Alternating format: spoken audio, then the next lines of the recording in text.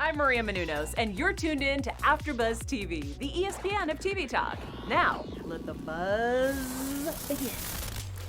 What's going on, Better Call Saul fans? It's the season 5 finale. Woo! Better Call Saul, and we have a special guest. Patrick Fabian, Howard Hamlin himself, is with us today. Holy cow. Yeah. Guys, Yes. It has been the craziest season. I'm Ryan Nilsson. I'll be moderating today, and I am joined by my Justice panel. We got Lauren Kling over here. How you doing, Lauren? Hello. That's right. I'm Gabby doing great. Castaneda. I'm excited. Gabby Castaneda, in charge of all the hashtags, social media, Better Call Saul. How you doing, Gabby? I'm doing very well. I'm coming down from that episode. My adrenaline is pumping right now, so I'm great. My adrenaline is pumping as well. And from, I believe it's HHM, Mr. Sean McHugh. Yeah. I'm here live on location at HHM, where I'm the official bastard child of Saul Goodman and Howard Hamlin. Yes. There you go. And, of course, I just mentioned up top, Howard Hamlin himself, Patrick Fabian, is here.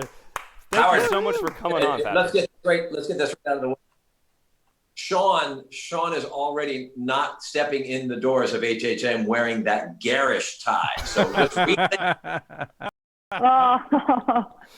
Oh, my gosh. He is the most well-dressed. I got to bring a little Jimmy in HHM. I'm loving it. thanks for having me on, and thanks for watching. Yeah, and what an episode to come on for. I mean, we're so fortunate to have you on for the finale. I mean, this Breaking Bad and Better Call Saul are just known for incredible rating throughout the seasons, but the cliffhangers they end on the season finales just leave us wanting so much more. So we're going to be breaking all of it down so much later. So guys, in that live chat, please hit that thumbs up. Comment down below any questions you want us to ask Patrick throughout. We're going to be breaking down the episode beat by beat, everything from Nacho and Lalo going down to Mexico, and then everything with Saul and Kim. Is Kim becoming Saul Goodman? We're going to talk about that as well. And that encounter with Howard. And we get to hear from Howard himself. So, guys, we're breaking down the entire episode. First off, let's get overall thoughts. Going to Sean McHugh first. Well, as I've been with consistent this whole season, and I am still Team Lalo. Yes, Team Lalo. If you had any doubt that Lalo was gangster and an OG, it's all erased tonight, because that guy is a survivor. He's just one little step ahead of everything, and man, he delivered tonight. He really did, and we actually got to sit down and have a beer with him, which we've been wanting all season.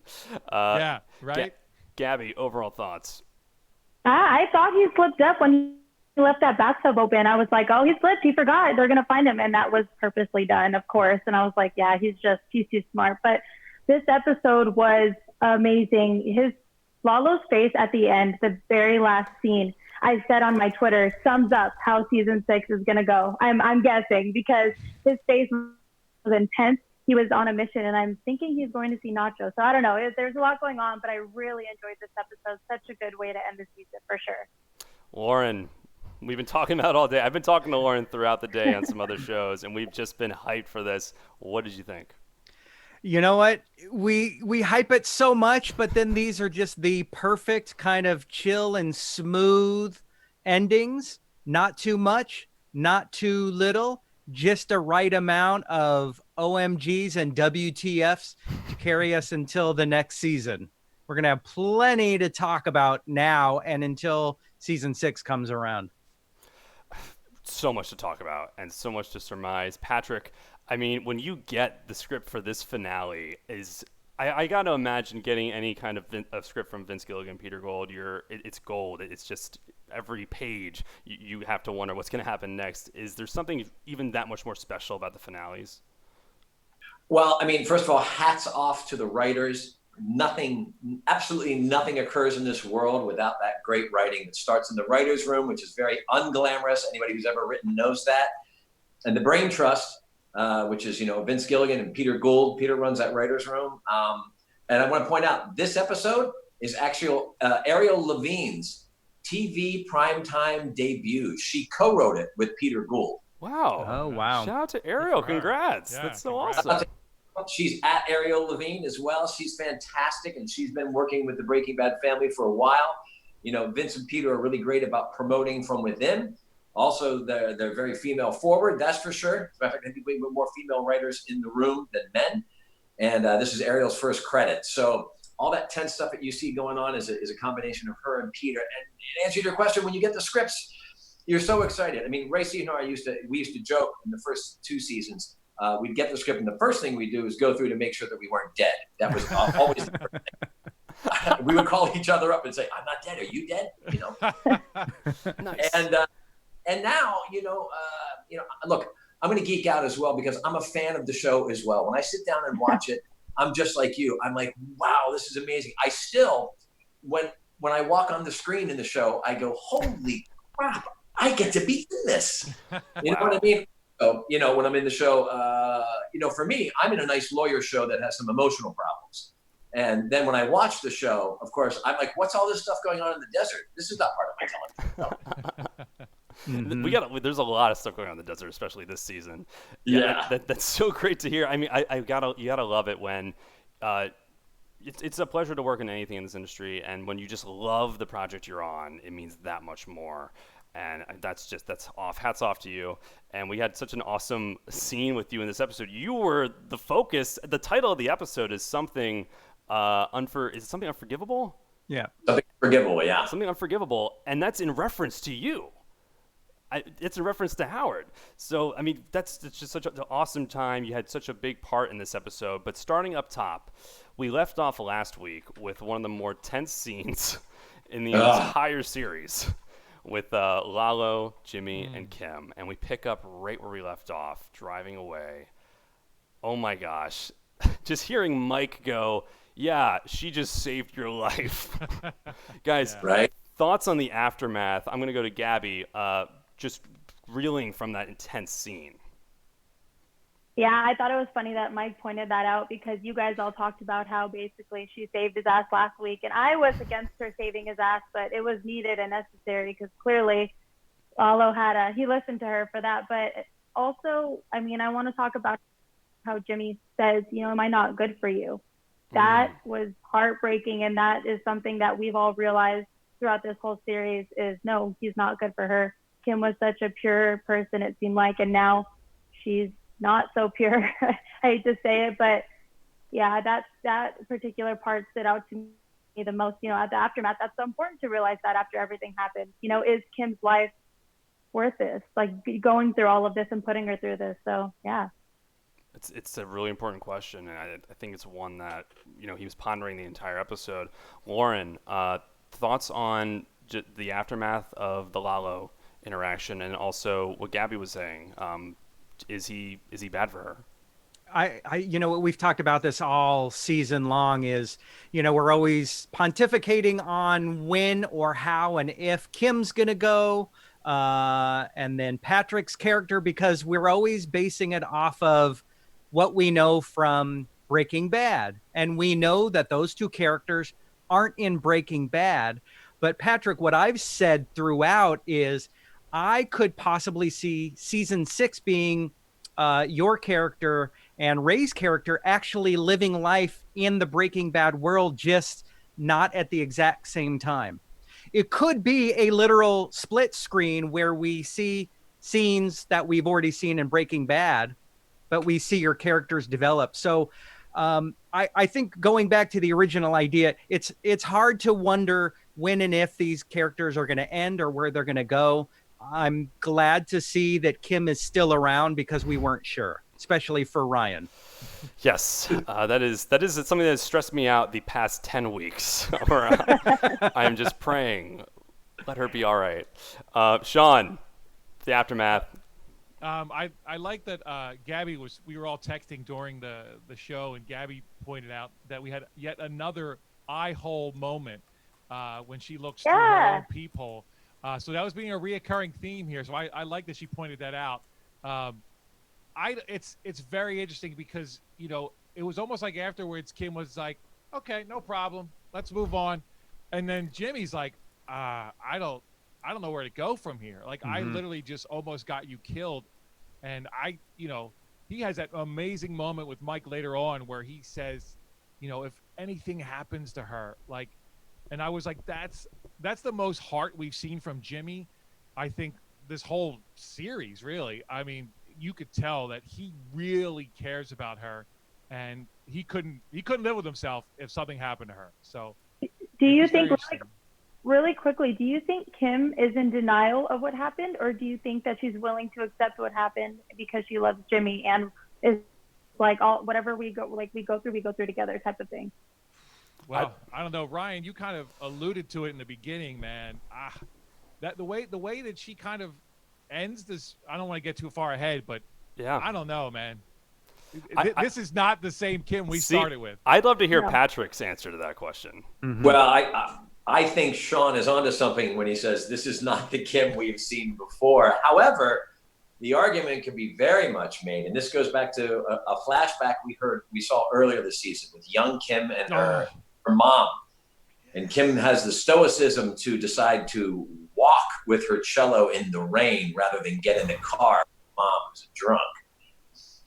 She is forged very young into self-reliance, owning those decisions, and then going forward with them. We see that manifest itself with all of her decisions leaving HHN, going with Schreiber and Coatley, et cetera, et cetera.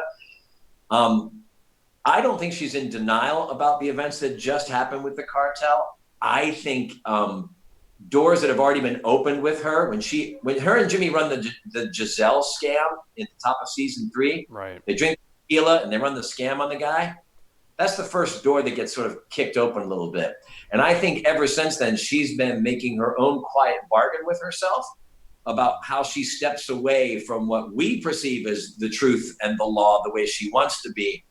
But I think her love for Jimmy is such that, I mean, the whole marriage sequence, the whole idea of like, we're going to do this almost bloodlessly, and yet it's not bloodlessly, because after they do it, then when they go home, they're clearly in love. They're clearly in love, and both of them seem ill-equipped to deal with that. And I mean, first of all, I got to give hats off, as always, to one of the most remarkable women I've ever had a chance to work with, and that's Ray Seaton. Yes. And you think she's good watching her on your screen, try standing next to her. Having a ringside seat is one of the true pleasures of being in this show. And obviously, Bob is fantastic, and Jonathan is great. They're all great. But I've had a lot of work with Ray, and I've watched her take a hold of this role and expand it in ways that are unexpected, to the point where, as Ryan, you said, you for 10 weeks you've been biting your nails waiting for a bullet. But I honestly was on the floor last week, just stressed out of my mind. And you're right. I think we've seen, in a way, it's her breaking bad, or breaking into as becoming Saul. And I think, if any indication at the end of this episode, which we'll get into a little later, that is absolutely the direction we're going in. I'm shifting gears just a tiny bit. We have Nacho driving Lalo. At the end of last week, we have a long road ahead of us, and they arrive in Mexico, in Chinoa, I believe it's called. And he meets all Lalo's family. Which I was just a big uh-oh for me the entire episode. Like, this could not end as happy and joyous as it began.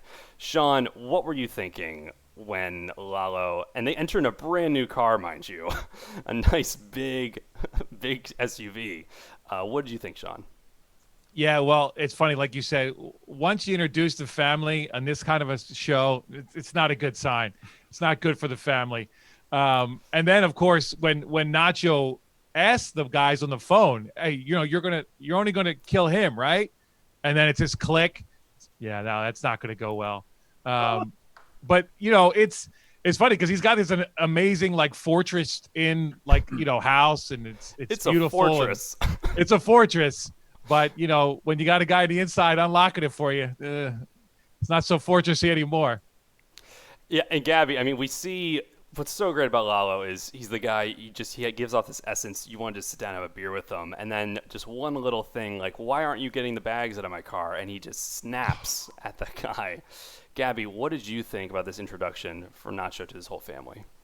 That's what I was just going to bring up, the snapping at one of his family members. Like, why are you being lazy? Why are you not getting the bags? I'm like, There he is. He always reminds me. I started liking him throughout the season, even though it's like a guilty pleasure. You guys have always liked him since he was introduced into the series. You guys were fans right away.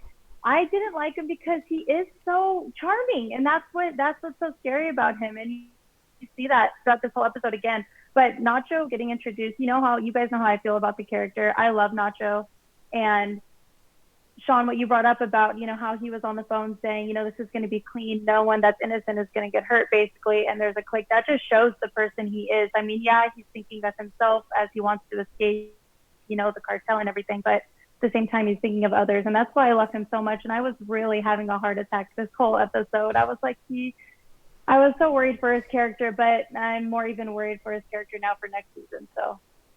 Oh, yeah. I'm very worried for Nacho.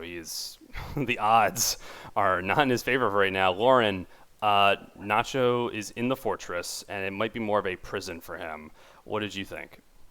Well, I always think of his father, the love for his father. He never wanted his dad to go into the business. His dad was kind of pulled into the business, and he's like, I'll stay. I just want to protect. What I really loved was his conversation with Lalo, where he said, look, I want to do this, but I want to be on my own. I don't want to have to deal with people. And so I'm really interested to see where his character is going to go. It kind of gave us a flash of, all right, he's not only going to be the water boy of the group. He's not a Salamanca, but Lalo is like, hey, you're almost on your way to being one. Right. And he gets this very mysterious phone call about 3 a.m. Be there, and there's gonna be a hit, and that's just in the wake this whole time. I'm just curious. This is someone who is full-fledged in the game, and he's so deep. There's really no sign of getting out. Patrick, I just want to ask you real quick. We see what's the worst, how deep you can get with Nacho's character, and it makes me think of like someone like Kim or Jimmy, where they're mentioning like, oh, now they're in the game now. Is there, when you're reading the script like this, are there ever any hints at like, could it get this bad? Could they fall this deep? Or do you think that Kim and Jimmy are kind of exempt from falling as deep as Nacho has? I always find it interesting that there's always this sort of delusion that Nacho and Jimmy and Kim have that Mike does not have. That somehow they think there's a way out, especially Jimmy. I think Jimmy always thinks there's a way out. And I think Nacho, with his earnestness in his heart, so wonderfully portrayed by Michael Mando, there's a reason, Gabrielle, you love him. And that's because he brings not just this thug cartel mentality to it. He's got something else going on. And him willing to sacrifice himself for his dad is a true thing. But it's also naive to think that you're going to get a tit for tat and you're going to get a get out of jail free card. I mean, I think Mike's the only one. And I love that scene. I think it was last week or 2 weeks ago where he's doing the dishes with his daughter-in-law. Oh. And he says, by the way, I'm better. And she goes, what happened? And what's he say? Something, he says, I'm just going to play the cards that I was dealt. Oh, right? Yeah. And there's a fatalism to that. But then when he talks to Jimmy later on and says, this is what you do, this is why you do it, then it gives you a peace. It gives you a one day at a time sort of existence. But I don't think Nacho has that yet. I don't think Jimmy has it. I don't think Kim does. I think they're in the movie of the week that they think somehow the ending is going to work out for them. Speaking of Mike, I mean, he only deals with what is, but it sounds, we keep seeing these glimpses. He wants to help Nacho. Like he really does feel for him, and he brings it up to Gus a lot. And again, in this episode, saying this might be the opportunity to pull him out. We got to get him out. But that's Gus's ace in the hole. That's his way. That's his eyes looking in. Just that quandary for Nacho and Gus. Do we think Gus will ever change his mind, Sean? Oh, as far as Nacho goes, no. He doesn't have to. Yeah. You know what I mean? Gus is in control. Why would he give Nacho away? I mean, there's a slight chance that his dad gets away, but even then, I mean, it's always there. There's always Nacho's in the mix. So, no, I mean, Gus has no reason to get rid of Nacho. And I kind of like that how Nacho then, he's almost leaning into that at this point because the way he kind of talks to Don Eladio, I mean, I was very impressed with Nacho in that moment. Yeah.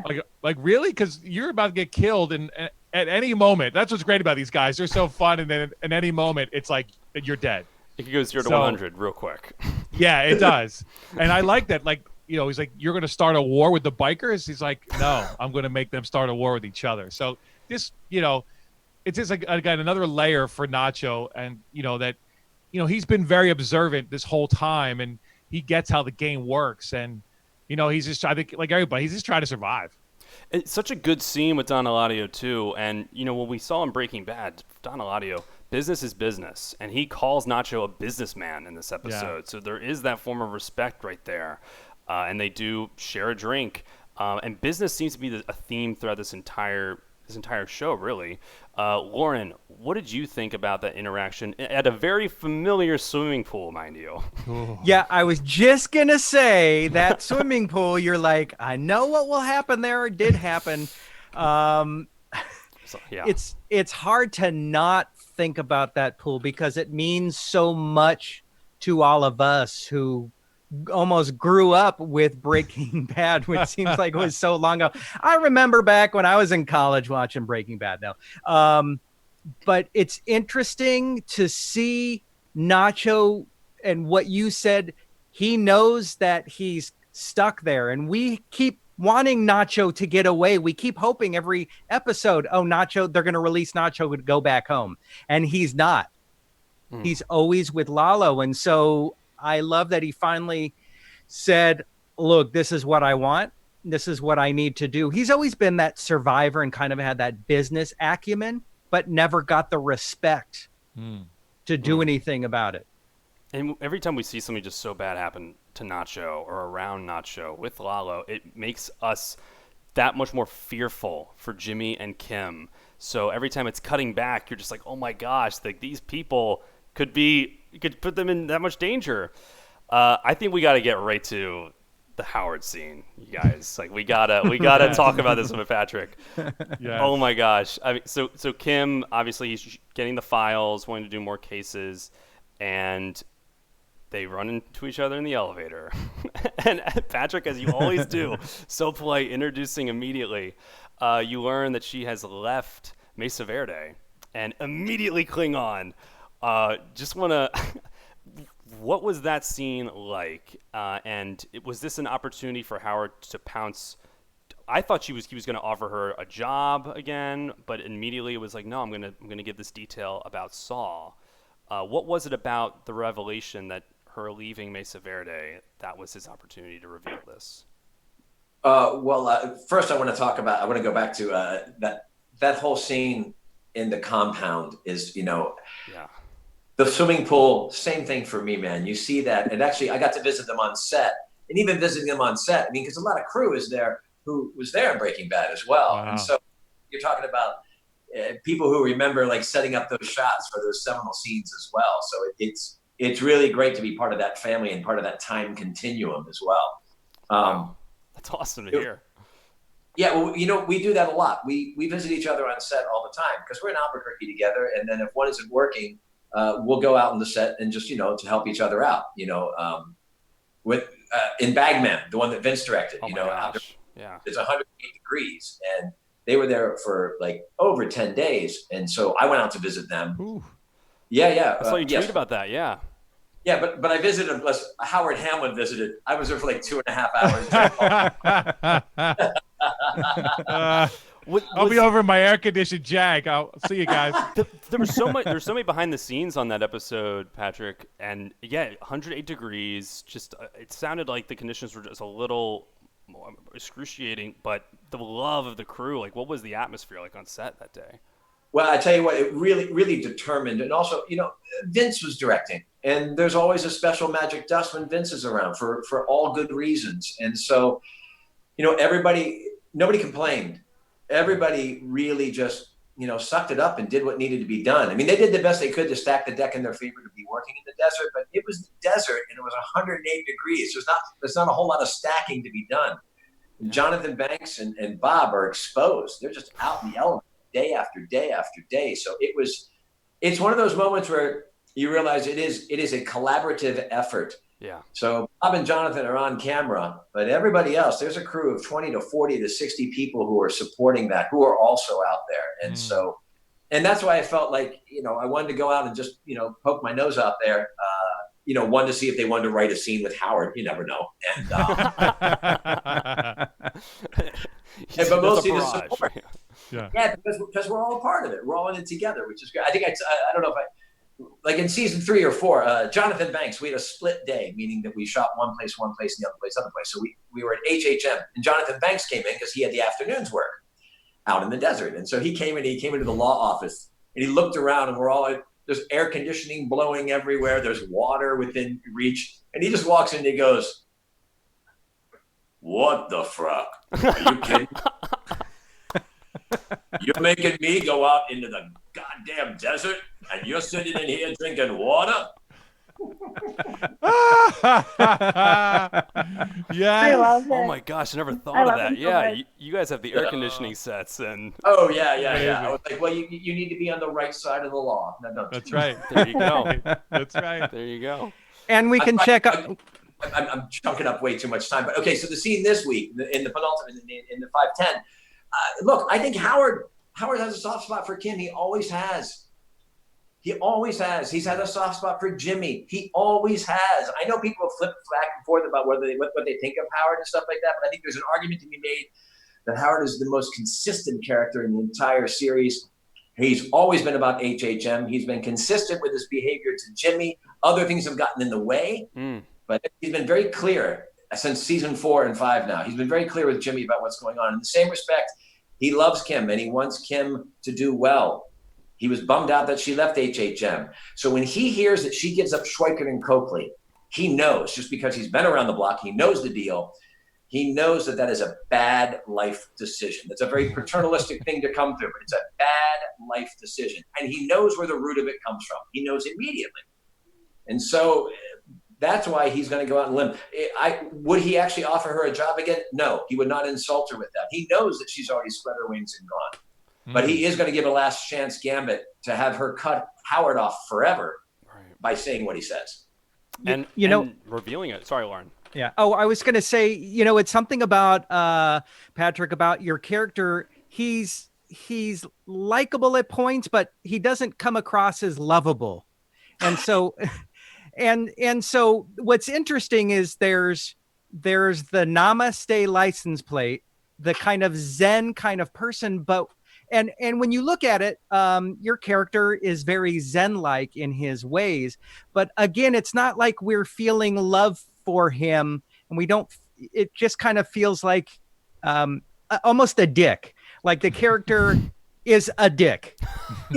but you kind of enlighten the idea of the way you portray the character. Isn't necessarily, yes, I'm playing a dick. You're saying, no, I'm playing a guy whose character really loves these other characters and cares for them. We just see it in a different light. There was a fan really quick that pointed out that too as well. They're like, Jimmy's actually the one that's kind of a dick, and Howard's the one that's been, consistent and nice. And when the fan pointed that out, I was like, yeah, I brought that up to the guys. I was like, they're kind of right. It's just that we're so involved with Jimmy and love him. We're just like, oh, this guy Howard, he's trying to, ruin his plans and stuff. But really, I mean, I think the fan is right. And you know what? I won't disagree with you, Lauren, about the dickishness. I mean, one of the great things about the writing is that, so they give me the namaste thing. Like, we have that great scene in the restaurant where I really let it out with Jimmy, and I offer him the job. We wash our hands of Chuck, and I do all that, and I hug him at the end. But it's like, great. So Howard's all into meditation and he's gone through therapy, but who puts namaste on their jag? But the writers write that in, and then that gets to clue me in as an actor about what's going on. Wow. It's a great point. That's great. I think, and what was so awesome about the last time we saw you and Jimmy, just Bob Odenkirk's performance going absolutely ballistic at you. And it felt like, that was it. That was the breaking point. You two were done. But and then you bring this up to Kim, and maybe we were all texting during the episode. I think maybe one of the funniest moments in all of Better Call Saul, just seeing Ray Seahorn go, "Is that it?" and then burst out laughing was just incredible, and the look on your face was just like, oh, this didn't go the way I thought it was going to go. It was devastating to sort of to shoot as well. And for any performers out there, that was one of those scenes that was tricky. We couldn't quite get it. And we knew we weren't getting it, or at least I knew I wasn't getting it. And Ray was looking at me rather fondly, like, "Oh, this poor little puppy can't walk," And but it was one of those moments where, like, either she nailed it and I was off, or I nailed it and she was off. But it wasn't quite happening. But in the magic of collaboration, Peter Gould is directing us, and he's coming in and he's seeing us. He's trying to help us, and giving us some ideas. He can see I'm starting to struggle because all of a sudden, literally, I'm like, oh, is it hot in here? And he comes in and he gives us a little adjustment, and then we do a take and we finish, and Ray and I both were like, ooh, that was interesting. I'm not sure what that was. And we hear Peter from out in Video Village going, hey guys, I don't know what that was, but I really like that. How about you? And we both felt like we had it, and it was that take, and it was that laugh, and and I'm like, oh, right. And sometimes, at that point, then we sort of like structured the, complete the scene. But at that point, we felt like we had it, and that's always fun. That's always the magic of shooting. And that sounds incredible, and it is a unique scene because what happens here is it almost comes off like a warning, and you've been warning Kim and Jimmy like throughout all the seasons, but this was just like a hey. Just so you know, this is what's going on. Sean, I wanted to get your thoughts just on this scene and the lasting impact it had on Kim throughout the remainder of the episode. Yeah, well, I mean, it's like hats off to Howard, right? He's really he's just trying to make this last ditch effort to get Kim to listen. Like, Jimmy is bad for you, and it was interesting because Howard alluded to he's not right in the head, a la Chuck, right? He comes from a line of not right in the head, So I really like this scene because I really think it really kind of gives Howard his due in that I've always been on your side here, guy, and you just don't want to listen. But it's funny. I love the last line that you said to her. You know who knew Jimmy? Chuck. And I was like, wow, he went there. You just dropped the mic and said, yeah, just think about that for a second. So, yeah, it's a great scene. Although and then also just coming to your defense a little bit, later on, she says, that guy's in love with himself. And I thought to myself, well, if you had that smile, that hair, and those suits, you might be in love with yourself too. Just saying. Agreed, Sean. Agreed. Gabby, thoughts on the scene? They are great suits. They really are. So sharply dressed. That scene, the laughing got me. I was like, oh, I wasn't expecting that either. But she's a completely different person. I was expecting to be like, son of a gun. He lied to me. He didn't tell me about any of the things he's done. And now she's like, okay, all right, what else? What else are we going to do? That was the most shocking part of this whole episode for me, for Kim, is, all right, what else are we going to do to him now? What's next? I was like, what? What do you mean? What's that? Kim, what are you doing? And that's a lot of people's reaction. I tweeted out, I was like, Jimmy, not to get too far ahead, but Jimmy telling Kim, right from wrong. I was like, I did not expect that or see that coming into the series. Lauren, it's a topic that Jimmy has always shied away from, I think, sharing with Kim, which is these horrible things he's been doing to Howard all season, and she has the exact opposite reaction that we would have expected. She's doubling down and is starting to come up with some of her own.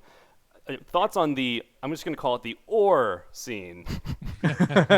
Well, I had texted to everyone. I said, when she confronts Jimmy, that's the end. That is the beginning of the end of their relationship. And I was wrong. That there was, the turn, but that's what quality writing is all about. The turn in stand-up comedy. You tell something and then the turn is the thing that gets people to laugh. So, it's hard to guess what's going to happen anymore. And I'm just glad we have a little bit to breathe and take it all in before we go through this all over again, because I can't take it anymore. I wanted to ask Patrick, I mean, when you're reading the script, and you just see two characters just talking about horrible things they want to do to you. Or this, or that, or we put Nair in his shampoo. Like, Yeah. what's going through your head? Well, you'd rather be talked about than not talked about at all, right? That's right. There's no Although bad talking about, right? Yeah. And the scripts are so fun to read because it's like a brand new play each time. We don't get them very far in advance. And so we were shooting, 8 and 9 by the time we got 10. And we're like paging through it. And even after all this time, I still have a hard time from reading it to visualizing what it's going to be in their end. I'm just not built like that. I'm much more of a one-trick pony. I do my thing. I see how the show works through Howard's eyes. And so when I watch it at the end, from what they have put on the page to how it ends up being presented is always sort of an amazing, magical journey for me. And to see the table set with, sort of them sharpening their knives for Howard, that leaves me with a little dread, but also with a real sense of excitement of what fun is in store for us next season. I think there's so much in store. Like, Kim is determined. She's like way more on board with it than Jimmy was, guys. Oh God, yeah. I mean, she brought up. She was leading the pack. Yeah, just coming up with everything, and Jimmy thinking like this could be something completely unforgivable, and she goes, "No, it would just be a hiccup in the career." Yeah, there's a lot. I feel like they're setting up that's in store for Howard next year. Ryan, I have to interrupt because I have to get what you're feeling. That beautiful shot. Oh my God. Of Kim under the covers. Like, how did you not just but lose honestly, a super romantic shot. Like, yeah, that was, like all of a sudden we were in a beautiful romantic comedy or something. Like, it was. And something that Gabby was saying earlier, all season there's been this motif of showing Kim's eye. Like, this just either whether it's through a tumbler mug or if it's through a keyhole. We've always seen her eye, and the way they shot that, her under the covers, you just see her right eye at first until the covers are lifted. It's the most well-shot show on TV. Yeah, I completely hear you, Sean. It was a really lovely scene. And while they're talking about very unpleasant things throughout, I think we all need to predict a little later something that might happen to Howard. But just to wrap this episode up real quick, going back to Nacho, oh my goodness, this is where it all hit the fan. This is where it's 3 a.m. He's heading out, and they share one drink. And I'm gonna go to Lauren. Just thoughts on everything that we got in this ending. Well, the first thing I thought of was like, oh, that seems kind of pleasant. Be in the middle of the night, it's quiet out. You're out in the desert having a drink, like a whiskey. But you need my actual reaction. You know what? That was kind of a little quiet before the storm. I knew that Nacho wasn't going to be alone when he went outside. So I'm not surprised to see Lalo there, but he played it so coolly.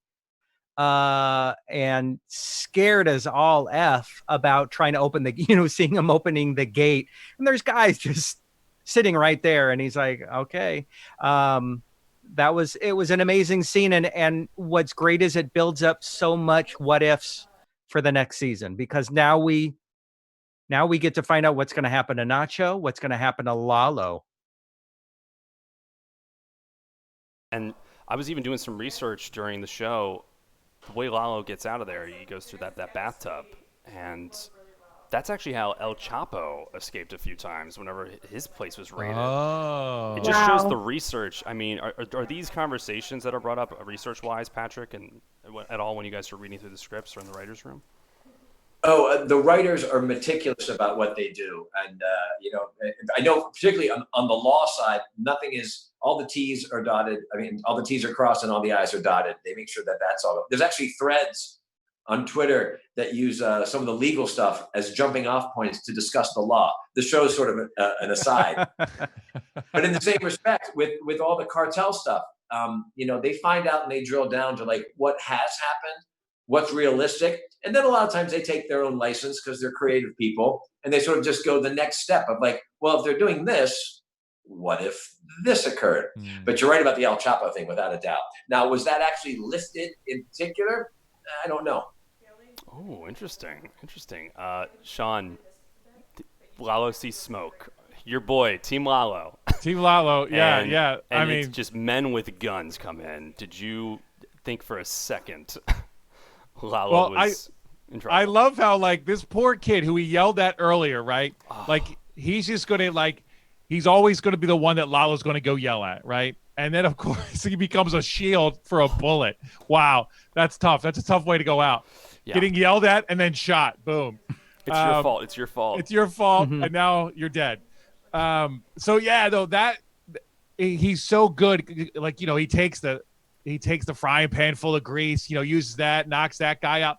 But when he went for the tub, like, I was like, of course you have a tub escape room. Of course.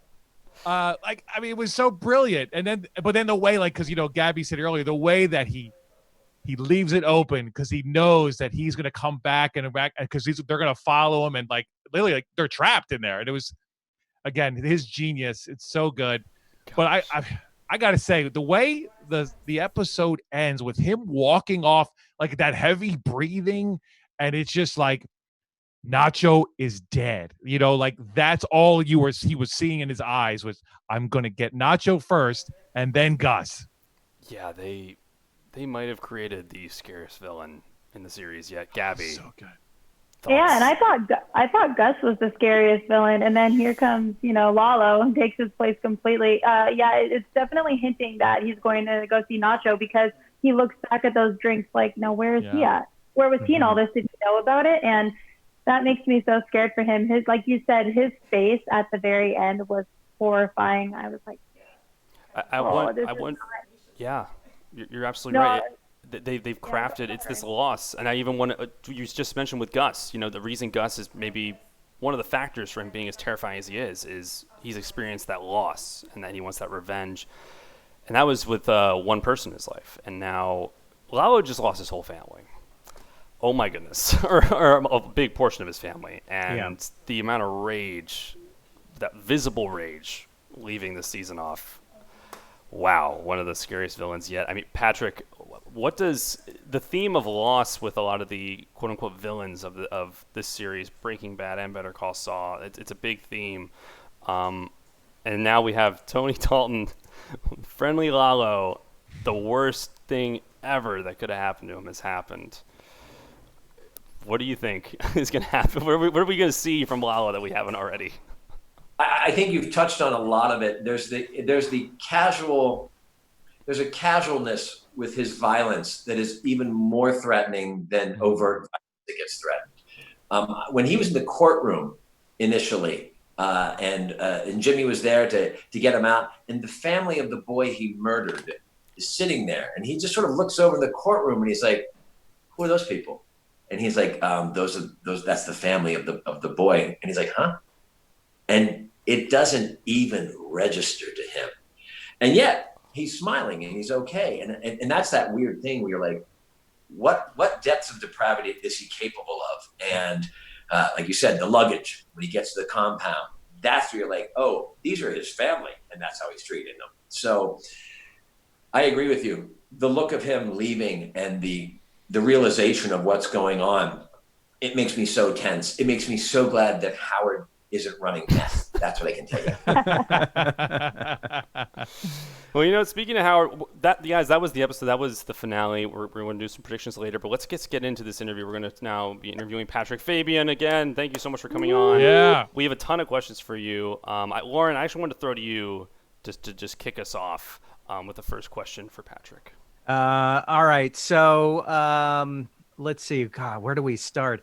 I had mentioned earlier, kind of, Howard is kind of a dick, misunderstood. Now, I know from working with a lot of actors that the characters that we call bad, the villains, never see themselves that way, and I appreciate you enlightening us to the way you saw Howard. Can you expand on how you saw Howard when you first got the script, when you started with the character? Were there any touchstones as far as other actors or other movies or TV shows that kind of inspired that character? Well, you steal from the best that you can, right? And in this respect, actually, when the audition sides for Howard were only 3 pages long. There was no script attached, so it was pretty much in its own world. It was just said he was a Kennedy-esque type golden child who was a lawyer. And I actually I decided to go ahead and just sort of take my dad's cadence of all people, because my father's a real straight-laced guy. My father's an honest guy. My father is somebody who would not be on the wrong side of the law at all. And so I just thought, well, what if my dad actually had a ton of money? How would he behave? And I thought he'd want to behave like he didn't have a ton of money, but he would still want to show it. And so what I always thought from the very beginning, Jennifer Bryan is the costume designer. She gave me these beautiful handmade suits. And when I would pour myself into that, it was like putting on a uniform. And so any scene that I would go into, I always felt like I was suited up for battle. And that when I walked into the scene, I always had sort of an inner monologue of like, my suit costs more than you make in a year. Right. But even to have that thought then sort of goes into the whole namaste, you're kind of a dick, right? It's like, can't you just own a nice suit and be happy? It's not enough to have that. You want to make sure everyone else sort of knows it. So, but even more to the point, Vince Gilligan and Peter Gould on the very first episode, because they weren't sure exactly which way we were going to cut with Howard in certain ways. And Vince came up to me in the very first day and he said, hey, remember, we cast you.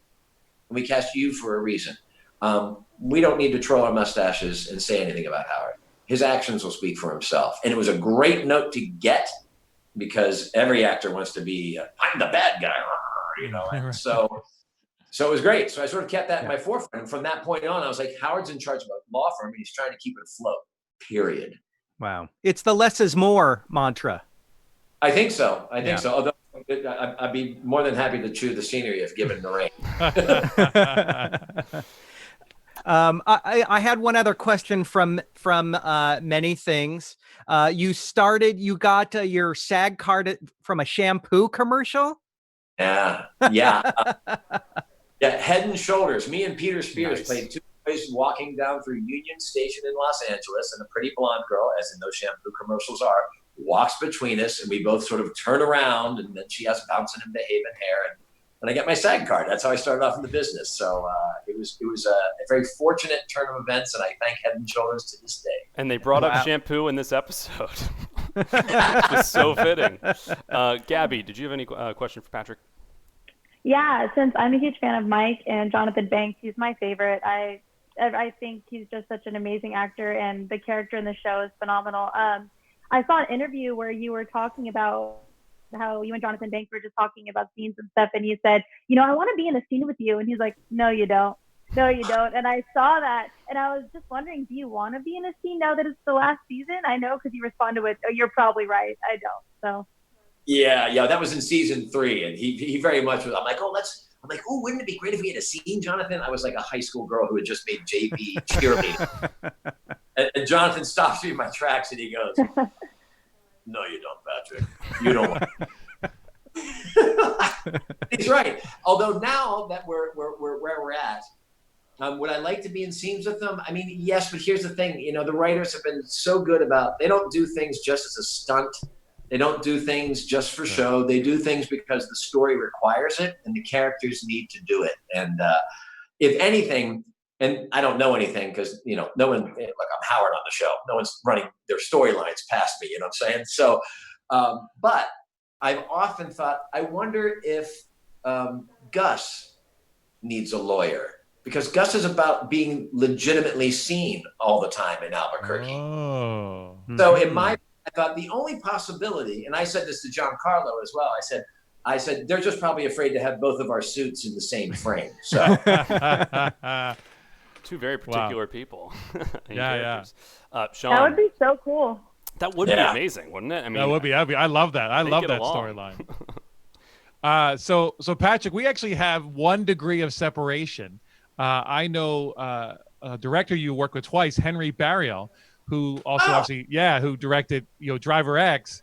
Him and me and his wife Ava actually were in class a long time ago. So I just was that was a movie that you actually starred in, which is great. And how was that whole experience? Well, that was great. Henry and I, Henry's the director, Henry Burial, and he's made many, many independent films. And he got me to star in his latest, which is called Driver X, which is sort of autobiographical on his part. By the way, Driver X you can find on Hulu. It's on the Hulu. And the reason I got the job was because I've been playing volleyball with Henry on the beach for about 18 years. So, oh, wow. So finally there was a role that he thought I would be right for. And so we went out and shot it. Very bare bones, very low budge. We shot it, at night from midnight to sundown to sunup here in Los Angeles with a short crew. And I was playing an Uber driver, basically. Somebody who used to own a record store, that goes belly up. And then it's basically white guy, middle-aged problems. So for Henry and I, we thought that was very interesting. It turns out maybe it's not as edgy as we thought, but that's okay. Nice. That's awesome. Nice. It's great that you guys have that. That's a close connection right there. Yeah. The for the quarantine, I feel like is impacted all of TV right now. I feel like a lot of things are on hiatus, but people are still writing.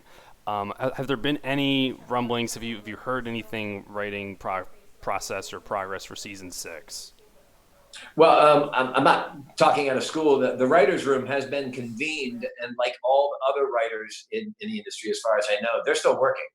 Those writers' rooms can still happen via Zoom, right? And writing is pretty solitary, anyways, when you have to go woodshed it out. So I think the writers and the Writers Guild is very much still working.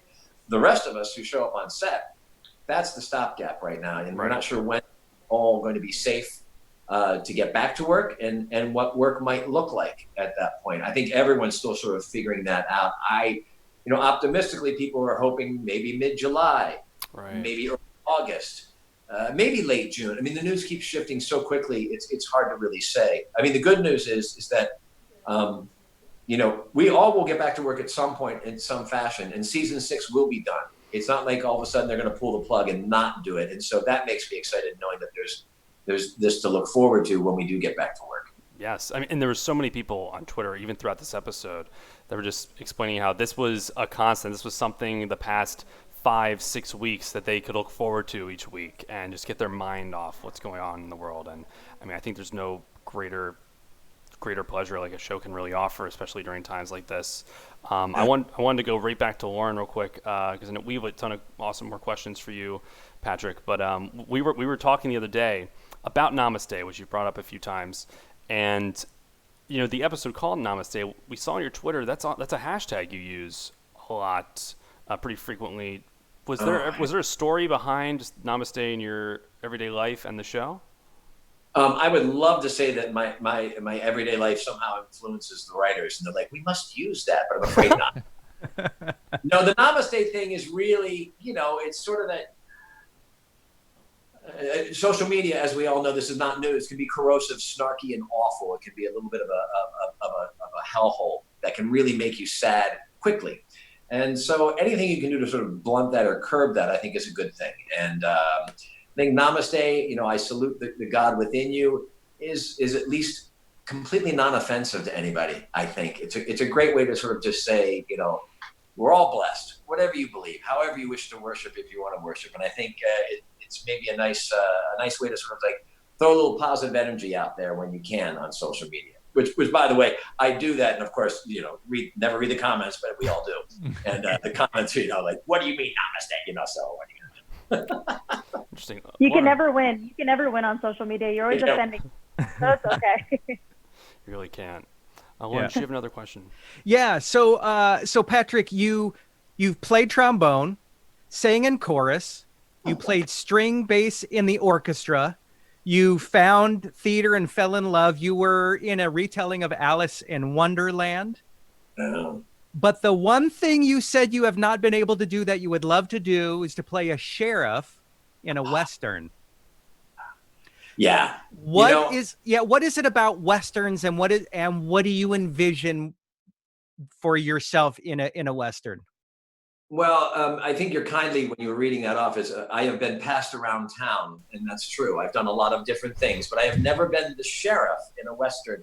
And I think, sometimes you get those questions from people like, well, what would you like to do? And I mean, the answer for me has always been, I'd like to have a job. I would like to work, because that's really what I like to do. And jobs keep getting interesting because they're different here and there.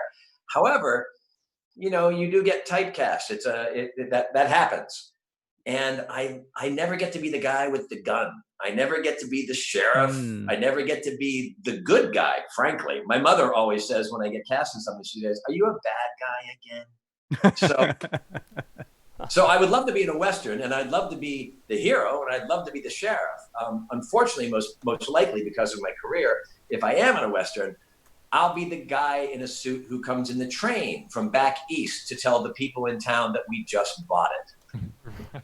Wow. See, I think it's time to bring Gunsmoke back again, and that would be a perfect role. Oh, man, that would be great. I'm a huge fan of the old radio series, so I could definitely see you leading that up. Maybe we should pitch that, you and me. Okay, we'll do it. Hey, Gabby, did you have any other questions? I had a couple. I heard that your mom is a big fan of the show. How has she been responding to your character this season? Well, she's concerned about the amount of gunplay in the show. Speaking of guns. My parents, God bless, my mom and dad, Tom and Mary Lou Fabian, they live in Mechanicsburg, Pennsylvania. They've been married 60 years tomorrow. Wow. Congrats. Yeah, congrats. That's amazing. They've seen some of the worst stuff I ever did, as a young boy in high school and in college. And I think they believe that I probably peaked career-wise when I guest starred on Murder, She Wrote back in 1992. Yes, Angela Lansbury. Yes. Hey, you know what? They might not be wrong. But they watch the show. They, of course, have a DVR. They don't turn it on. They don't know how to work it. So they watch the show, and it used to be on at 10 o'clock.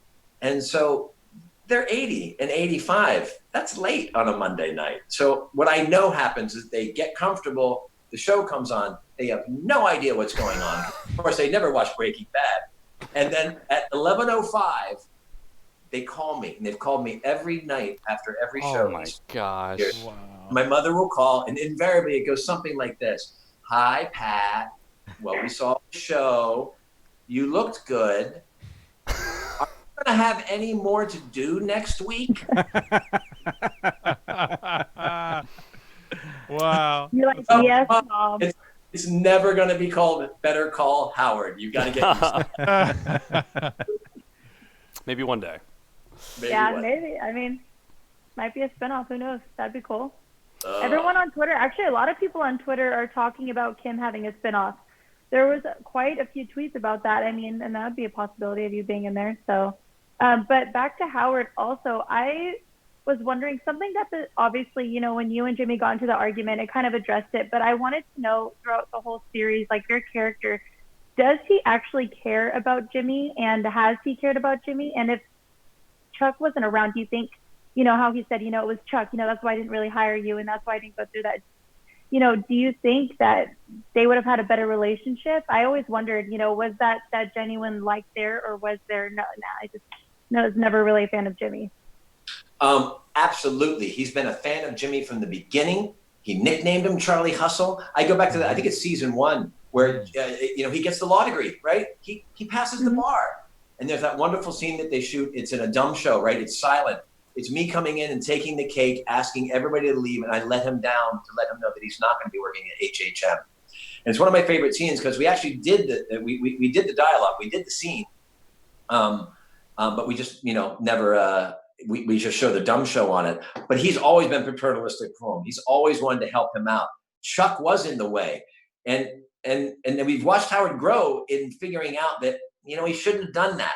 He shouldn't have listened to Chuck. But I think part of Howard's psyche was thinking that he relied on Chuck to be the brains of the business. And I think Howard was afraid that if he crossed Chuck would leave and HHM would collapse. So it's all about Howard not having self-confidence ultimately. So all those early seasons are being driven by self-doubt and lack of confidence. And he finds himself shilling for Chuck, which he feels terrible about. He confesses that he thinks he killed him as much. And still in this season, that scene where he's offering the job, I think it's dead serious. Howard has one more chance to actually be the good dad and be like, let's straighten you out. You had a terrible brother. We both can agree on that. Let's put that aside. Come with me. And also, it's sort of replacing Chuck in that weird way because, you know, Jimmy's street smarts are something Howard would never have. But Howard's a businessman and he's no dummy. And he realizes he would like to have that tool in his shed, without a doubt. That was my thought when you offered him the job. I told them, I was like, guys, I think he's going to offer him the job. They're like, really? I was like, yeah, I just think he sees how badass that, you know, Jimmy and Saul is and how good he is at his job. He's like, yeah, I would love to have that a part of the team. So that's so cool to hear that from you. That's super cool. Yeah, and that's why it hurts when he ends up yelling and screaming at me. I mean, when he says, "You killed my brother." Oh. Oof. And also, I think Howard got a lot of sympathy in that respect, and I think it's because as an audience, we know that's not true. Yeah. So we're watching Jimmy, who we love, lie, fool himself, and say something that is completely false. And so, for me and for Howard, that's the breaking point. You know, I think Jimmy turned around right then that moment and said, "I do want that job." I would have given it to him, but we would have had a scene that was not written where I sat down and said, "Okay, but let's talk about the bowling ball. Let's talk about the lunch." You know what I mean? Yeah. And that's directly related to someone in the chat's asking about, like, what would Howard? Do you think Howard will ever find out about that Chuck and Jimmy conversation right before the suicide? Do you think what would happen to Howard if he found out? I don't know how Howard would process that information at this point, because at this point, I think he's gotten to a degree of letting things go, watching the river go by, that sort of thing. I mean, look, the Namaste plate may be an asshole move, but I don't think in his heart that's what he's doing.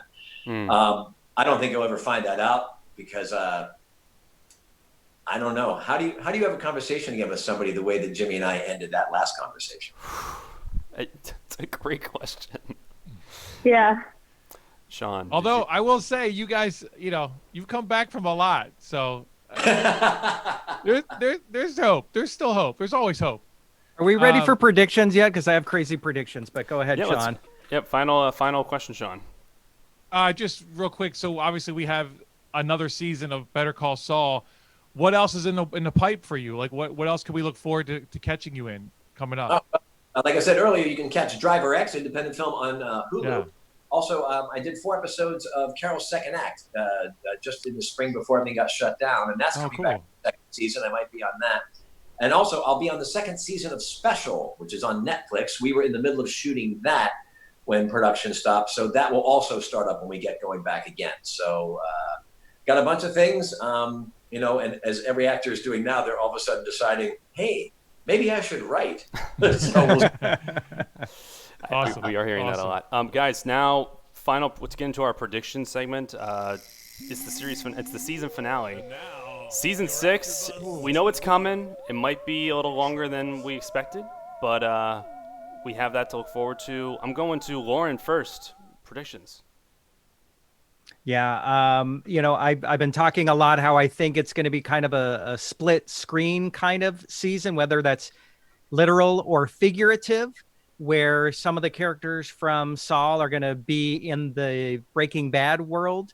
But just something funny came to mind. I feel like Howard is going to help Jimmy find his new place, his law firm in the shopping mall. Because if I'm not mistaken, it's not the same shopping mall as the spa, right? The day spa. The day, sure. I don't think it is. You know. Oh, the nail salon. Or the nail salon, right. I don't think it's the same. So I'm just something funny in me thought that there still may be some kind of relationship between Howard and Jimmy that resolves itself, not in a negative way, that kind of they get through. And I think it's going to be Howard finding Jimmy's new office space. With the columns out front? Yep. Gabby. Right. Howard's driving to work one day and he sees this garish, awful place and he just speed dials Jimmy. He's like, I think I found something for you. He finally gets Jimmy. He finally knows how to talk to Jimmy. There you go. Gabby, predictions. I think just focusing on Kim, that she's going to turn into this completely badass character of a woman, and she's going to get herself into a lot of trouble, like right off the bat into the new season. So I'm excited to see her new persona as a character because she's completely different. She has changed so much from when we first started talking about this season and how she was so innocent and, the one that would, sweep up the mess. If there was a mess, she would sweep it up because she was so guilty and didn't want to leave behind, to this last scene with her and Jimmy being like, no, let's do it. And he's like, this is life changing. She's like, no, let's do it. So I'm very excited to see how her character is going to evolve and change. And I'm also excited to see what happens to Nacho. He's my favorite. And Mike, of course. Mike is always my favorite. He's just like the dad that everyone goes to. Jimmy goes to him. Nacho goes to him. He's just so loving and such a badass. So yeah, I'm excited. Great predictions. Sean McHugh. Nice.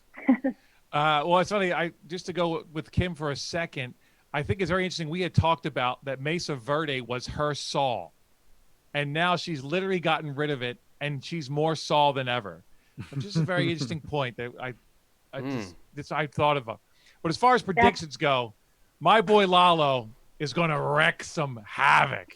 Like, people are going to be killing or getting killed, and it ain't going to be pretty.